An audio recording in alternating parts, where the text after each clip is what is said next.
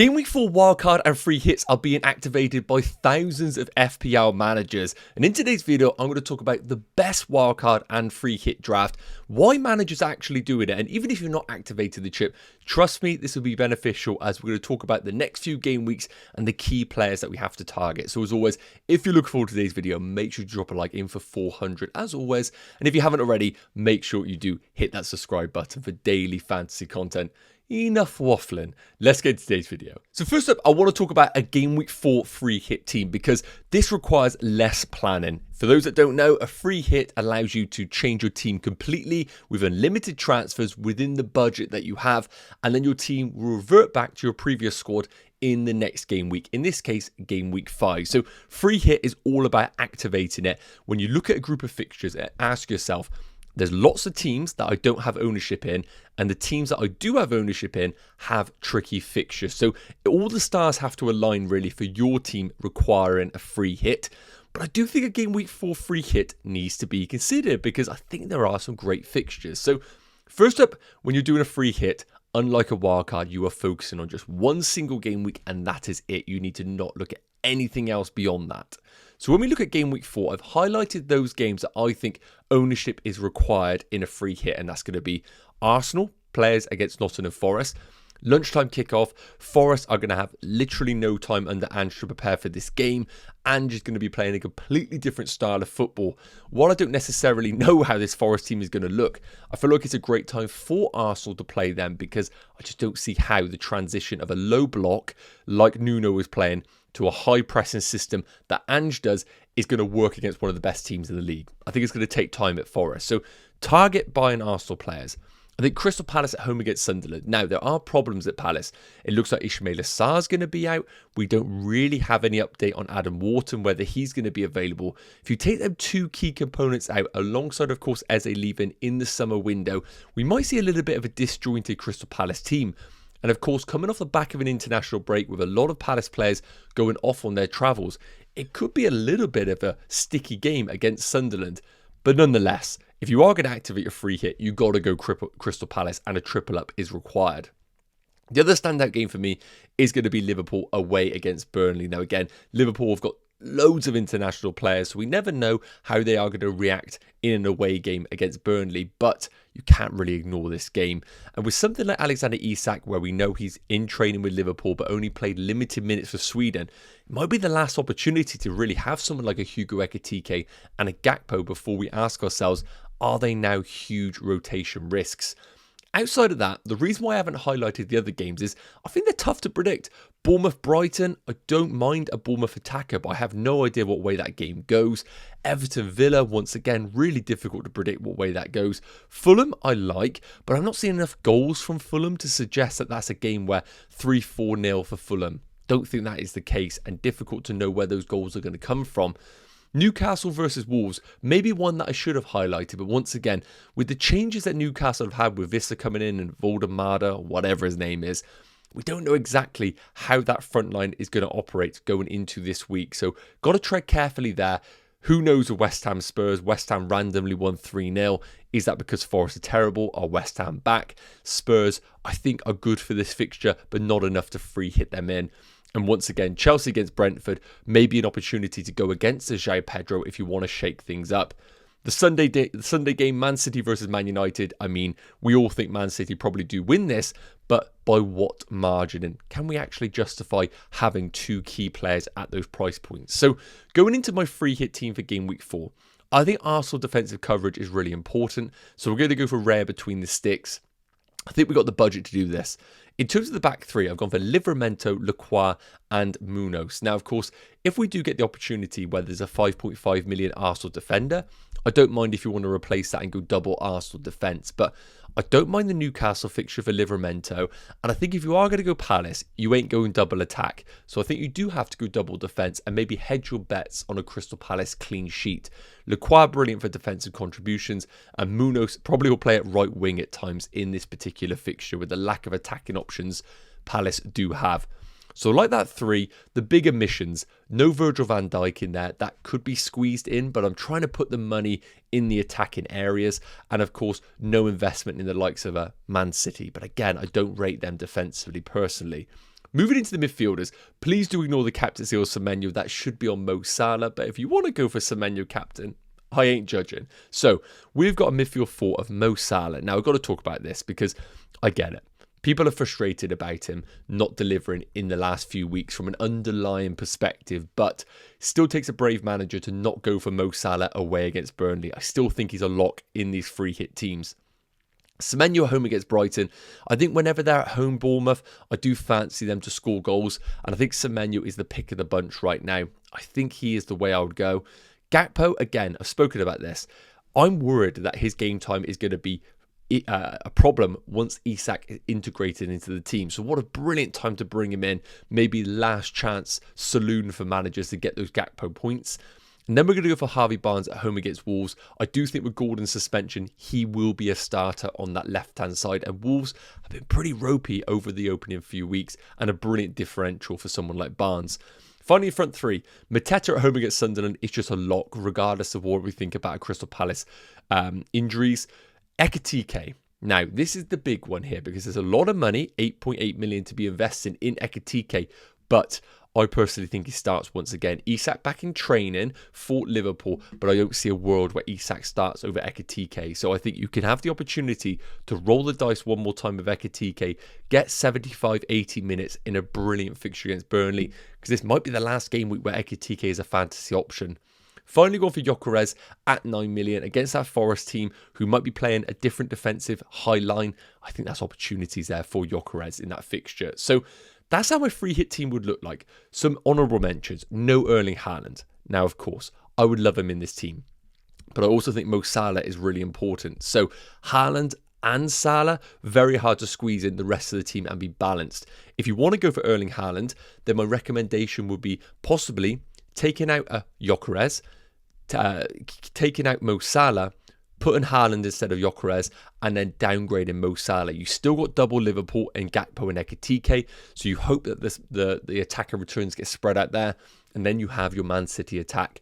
Otherwise, I think we're pretty well covered. Let me know your thoughts in the comment section. What would you change on this free hit team? Now let's take a look at the fixtures and some wildcard drafts. So whether you be on a wildcard or just making transfers going into game week 4, it's so important to take a look at the upcoming fixtures and also a few caveats that maybe some people are missing. So we've done this by difficulty here. I do apologise to Burnley and Sunderland fans, but I've chopped you out of the fixture ticker because really we hate buying your assets based on the difficulty that you do have. I do apologise. So we've got a run of fixtures here for the teams. Of course, if you take certain games out, take Man United as an example. If we took game week 4 out of the equation, they probably would bump themselves up because the City game is really dragging them down. So there is a lot of context when we are looking at fixtures. We can't just say to ourselves, because Man United are bottom over these next 6 game weeks, we have to avoid them. You take the City game out, Chelsea, Brentford, Sunderland, Liverpool, Brighton, not as bad as what we first assumed. So I want to quickly run through these points here before I then just do some over macro view of the rest of the fixtures. So first up, what you need to understand is that Champions League is back between game weeks 4 and 5. So of course that is going to impact a lot of teams in the Premier League this season, notably Liverpool, Arsenal, Chelsea, Newcastle, the usual suspects. So we have to remember the squads that are actually small could start to actually be impacted by the Champions League. So just have that in the back of your minds. Then the Europa League kicks off between game weeks 5 and 6. So Aston Villa as an example. People like me having double Rodgers and Watkins looks fine, but between Sunderland and Fulham, they're going to have a Europa League game. What is that going to do for the fatigue or the fitness of the team? We don't know yet, but what we saw last season, at times it did hinder Aston Villa. And then, of course, the Conference League kicks off between game weeks 6 and 7, which is Crystal Palace.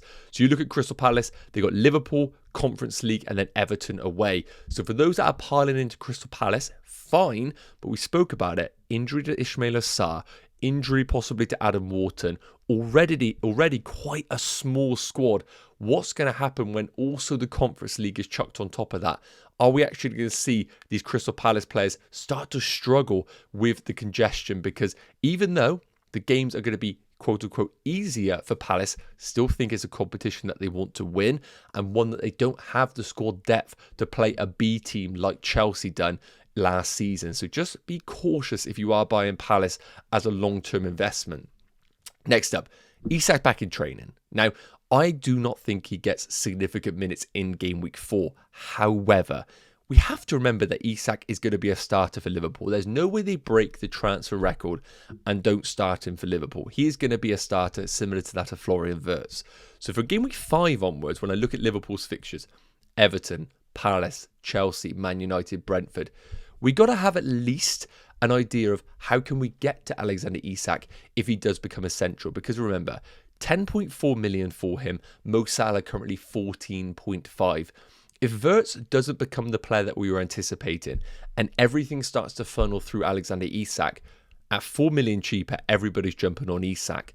And then the question is, can we actually have a squad that is Erling Haaland up top, alongside Alexander Isak, and some sort of premium midfielder? So I do think there is a chance that the structure of these FPL teams is going to change once again, and maybe double premium up top is going to become the template. So you've got to have Isak on your radar. If you're going for Haaland in game week 4 wildcard, fine, but do you have the way of going actually Haaland and Isak if he does become essential?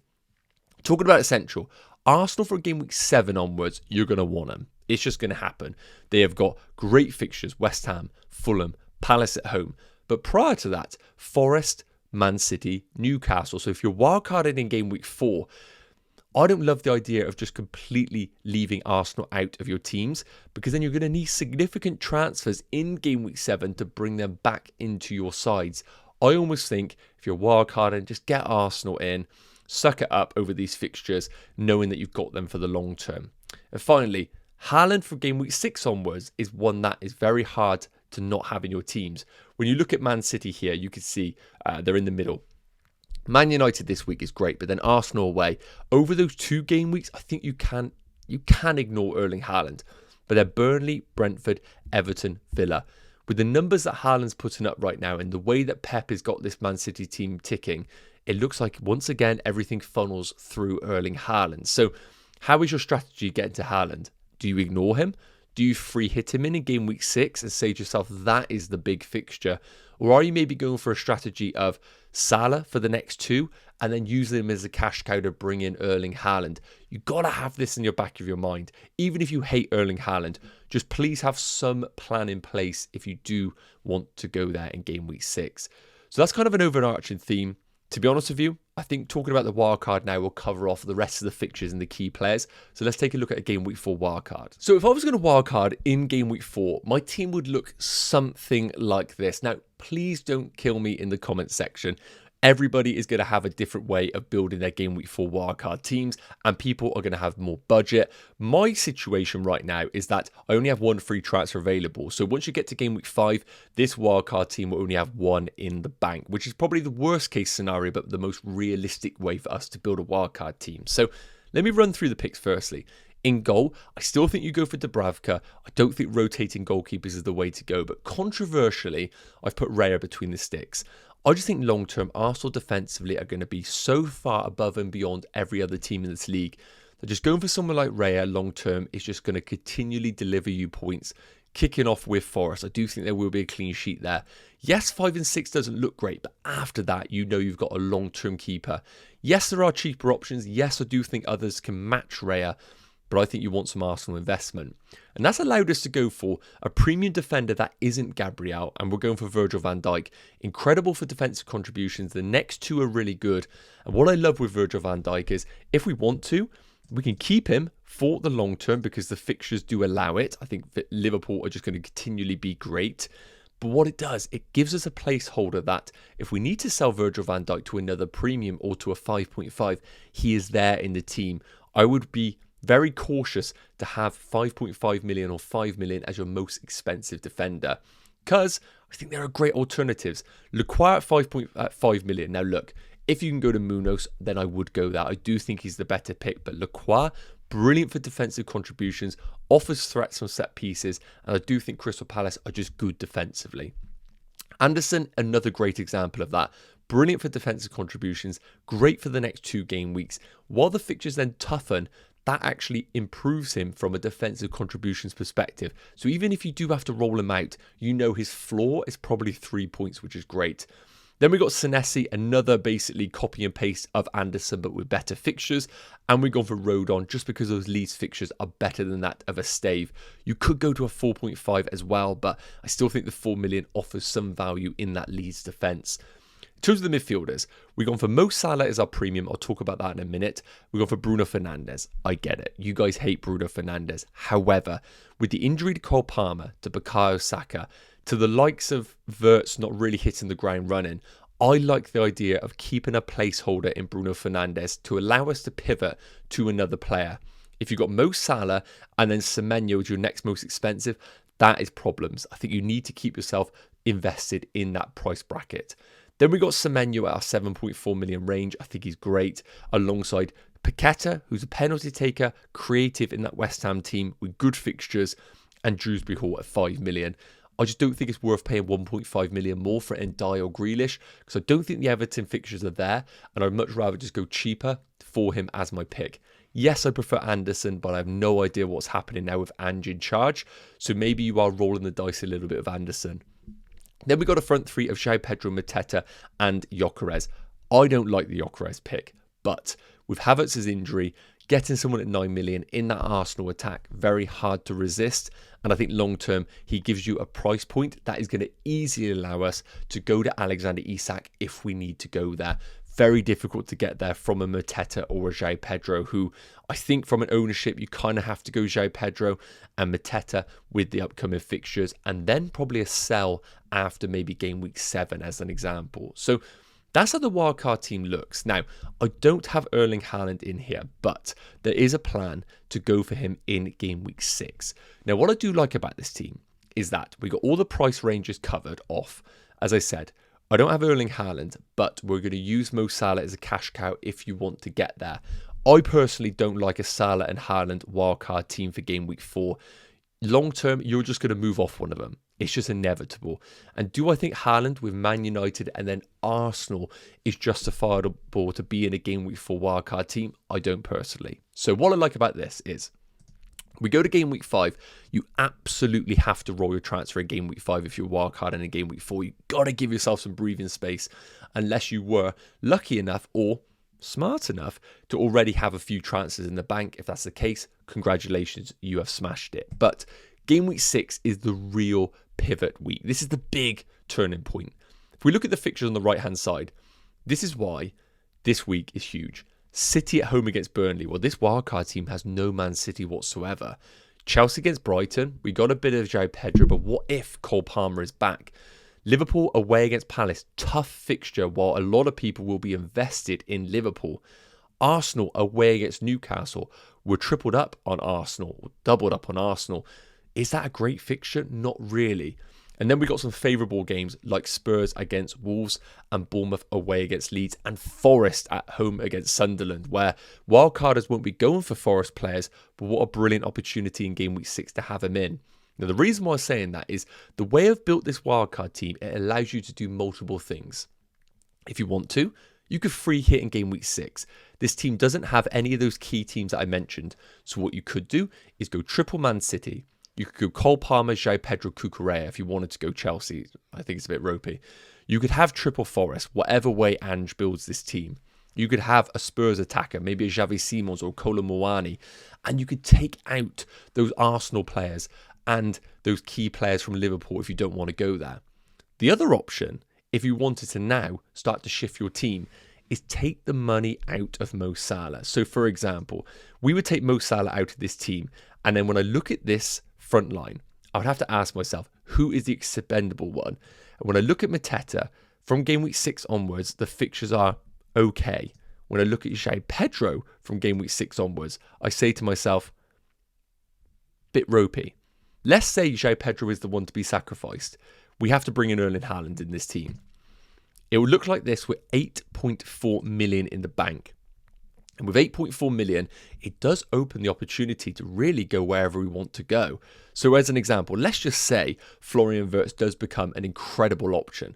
Then we have the funds available to just do Mo Salah to Florian Wirtz and Haaland in. And all of a sudden, in game week 6, we've got ourselves our Liverpool coverage, if he does become the player we are anticipating. But we also have pivoted towards Erling Haaland.